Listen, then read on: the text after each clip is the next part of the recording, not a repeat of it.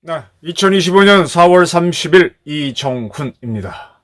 동아 언론이 이 방송이 나가는 5월 1일 한덕수 대통령 권한대행이 대행과 국무총리직 사퇴를 발표할 것이다 라고 보도하고 있습니다. 5월 2일 한덕수 대행은 사직을 합니다. 그리고 같은 날 이재명 공직선거법 위반 대법원 전원합의체 선고가 있습니다. 한덕수의 사퇴 발표가 대법원의 이재명 선고를 누를 것인가, 이게 화제입니다. 한덕수 대행이 사표를 내게 되면 그 다음 날인 5월 2일 국회에서 대통령 선거에 출마하겠다라는 발표를 할 것이라는 보도가 쏟아지고 있습니다. 여의도 맨하튼 빌딩에 사무실을 구했다라고도 합니다. 자, 이제 한덕수 총리는 대통령 선거에 나가겠다, 구국의 일단을 의지를 내비친 걸로 보입니다. 그런데 그의 앞에는 수많은 장애물이 있습니다. 벌써 그의 고향 전북에서는 적지 않은 사람들이 그가 고향을 버렸다는 식으로 비난하는 보도가 올라오고 있습니다. 그걸 뚫고 범보수를 결집하는 씨앗이 될 수 있을지, 그리고 그에 맞서는 이재명은 이 방송에 나가는 5월 1일 대법원 전원합의체 선고에서 만에 하나 무죄가 선고된다면 그는 아주 맹렬한 권력 의지를 드러낼 것입니다. 지금 위증 사건도 무죄를 받았고 무기승천하는 기운을 받고 있습니다. 대통령이 될 수 있는 마지막 기회, 그리고 그 뒤에는 즐비한 운동권들이 뒷받침하고 있습니다. 그러한 이재명의 권력 의지하고 그래도 내 평생 킹이 되겠다는 의지는 없었지만 국가를 위해 살겠다라고 하면서 공무원 40년을 넘게 한 한덕수의 구국 의지가 충돌합니다. 누가 승리할까요? 5월 1일은 노동절이기도 하지만 굉장히 한국 정치사에서 중요한 날로 기억될 것 같습니다. 5월 1일 오전에 한덕수 대행은 안보관계장관 회의를 열 것으로 보입니다. 안보장관 회의는 NSC보다 약간 크다고 보시면 됩니다. NSC를 열게 되면은 경제부처 장관도 들어오는데 주로 안보장관만 주로 모아서 이제 가장 중요한 게 안보죠. 지금 북한에서는 15,000명을 러시아에 파병해서 600명이 죽고 3,000명이 부상을 입었다고 하나요? 그래서 그 죽은 병사들을 위해서 김정은이가 평양에 위훈비를 세우겠다. 그리고 5월 10일 러시아 전승절에 참가할지 안 할지 모르지만 어떠한 방법으로든 러시아에 가서 푸틴으로부터 이제 굉장한 지원을 받아내고 한반도에서 충돌이 있으면은 북한은 러시아로 하급금 지키게 하고, 이건 어떻게 이용되는가 하면 북한이 우리를 때리고 우리가 거기에서 응전을 하려고 하면 러시아로 하여금 지키게 하는 그런 전술이 되겠죠.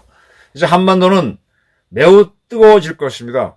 안보에서 문제가 있기 때문에 한덕수 대행은 안보 관계장관 회의를 끝으로 사직을 하고 삼청동에 총리공관 들렸다가 신문로가 어딘지 아시죠?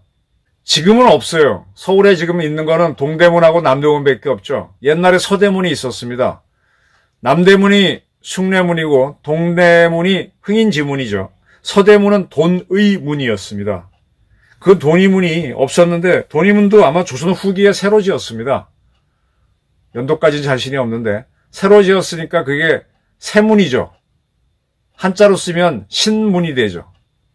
그래서 세문로, 신문로가 서울 그 광화문 광장에서부터 지금 서대문 노타리 사이를 신문로라 그러죠. 거기 경희궁이 있고 그쪽이 신문로인데 그쪽에 한덕수 장관 집이 있습니다. 총리공관 들렀다가 이제 그 신문로 집으로 귀가할 것이다 라고 합니다. 그리고 2일날 국회에 나와서 21대 대통령 선거에 나오겠다라는 선언을 한다고 합니다. 여기서 나올 중요한 이야기는요, 뭐 계엄 등등도 있겠지만은 내가 대통령이 되면은 2026년 중에 한 6월중으로 예측이 됩니다. 만 1년 지나는 시점, 대통령 취임하고 대통령 선거하고 나서부터 한 1년쯤 되는 6월쯤에 개헌을 위한 국민투표를 하고 대통령과 지방선거를 동시에 하겠다. 내년 6월 4일경이 지방선거니까 개헌용 국민투표하고 대통령 선거하고 지방선거를 하겠다. 이제 국회 예산까지 거론하게 되면은 모르겠어요. 이걸 할 수도 있고 안 할 수도 있는데 국회 예산도 국민투표에 걸겠다라고 하면은 야당이 극렬하게 저항할 것 같으니까 그건 뺄 수도 있죠.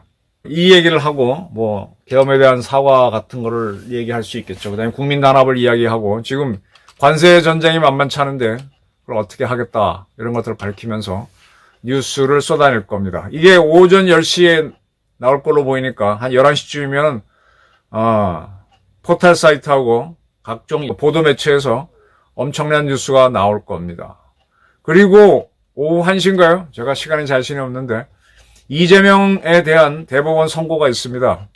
또 이 보도도 쏟아지면서 이 두 사건 중에서 어떤 게 더 빅뉴스로 처리될까 저도 궁금합니다. 이 둘 중에 어떤 게 더 큰 뉴스가 되느냐에 따라서 한국 정치는 춤을 추지 않겠나 예상이 됩니다. 여기에 이제 또 하나의 변수로서 지금 치고 올라오는 한동훈 씨가 5월 3일 날 김문수와 마지막 경쟁을 합니다. 어떻게 나올지 모르지만은 현재까지 나온 확인되지 않은 정보에 따르면 한동훈 씨가 이길 것 같다는 얘기가 제법 있죠. 한동훈이 이기든 김문수가 이기든 그 후보는 한덕수와 다시 단일화를 하는데 한덕수 씨가 단독으로 무소속 대선에 나오게 되면은 상당한 선거비 부담을 안게 되죠. 물론 15% 이상 득표하면 보전을 받는다고 하지만 지금 당장 조직도 구성할 수 없고 맨하튼 빌딩에 만든 조직 갖고는 할 수가 없을 겁니다. 그래서 국힘당에 들어가서 국힘당 후보와 다시 한번 결선을 해서 이재명과 이기면 지면은 김문수나 한동훈이 대선 후보로 나오는 거고요. 네. 이렇게 이제 벌어질 걸로 보입니다. 다 대충 이렇게 예상을 하셨는데 굉장히 중요한 게 한덕수 대행의 권력의지, 구국의 의지입니다. 그의 고향이 전북 정읍이라 그러는데 정읍을 위해서 뭘 한 게 있느냐.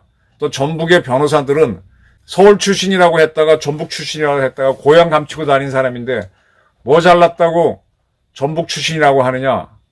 이에 대해서 한 사람이 딱 뼈있게 지적을 하더만요. 한 총리는 경기고등학교를 나왔다. 우리 사회에서 지금은 워낙 서울이 세지만 과거에는 내가 어디 출신이요 할 때는 고등학교가 기준이었죠. 저 같은 경우는요. 제 원래 뿌리는 경북입니다. 근데 저는 서울에 있는 경복고등학교를 나왔습니다. 그래서 저를 TK로 보는 사람들은 경복을 경북고등학교로 이해하고 그러는데 사실은 제 고향 쪽에서는 저를 특별히 고향 사람으로 생각하지 않아요. 경북고등학교 나온 사람들은 저랑 아무 인연도 없고 이제 한 분이 그걸 딱 지적하면서 고등학교가 경기에서 나왔고 그가 전주하고 서울을 왔다 갔다 하고 서울에서 훨씬 오래 살았는데 원뿌리가 전북이었던 거 하나 가지고 그걸 밝히지 않았다고 비난하는 건 옹졸한 거 아니냐. 그리고 우리나라 사회에는 상피제도라는 게 있었죠. 조선 때도 있었고 고려 때도 있었고. 즉 관리가 됐을 때 자기 고향에 가게 되면 자기 고향을 공정하게 하지 못하니까 고향을 가지 않게 하는 관리가 됐을 때 그런 상피제도가 있습니다. 고향하고 거리를 둬야만 공정한 행정을 할 수 있는데 어떻게 보면은 내 고향을 밝히지 말라라고 해서 좌파 정권 때인가 본적지 다 없애게 했죠. 지금은 블라인드로 시험 본다 그래서 어디 입사하려고 그러면 내 출생지 같은 거 다 가리게 돼 있지 않습니까? 요즘 자동차 번호판도 옛날엔 서울 이랬는데 요즘은 지방 다 없어졌잖아. 지방 번호판. 그래 놓고 지금 와서는 지방 고향 돌보지 않았다고 비난하는 그 지방 사람들은 뭡니까? 그게 대단한 유세라고 하는 근데 이런 것들이 한덕수 대행한테는 장애가 될 겁니다. 그 외에도 이미 김민석 민주당 의원이 얘기했지만 이제 엄청난 공격들이 나올 겁니다. 여기에서는 그의 약점도 나올 거고 근데 이걸 이겨내겠다는 강력한 구국 의지가 있어야 될 겁니다.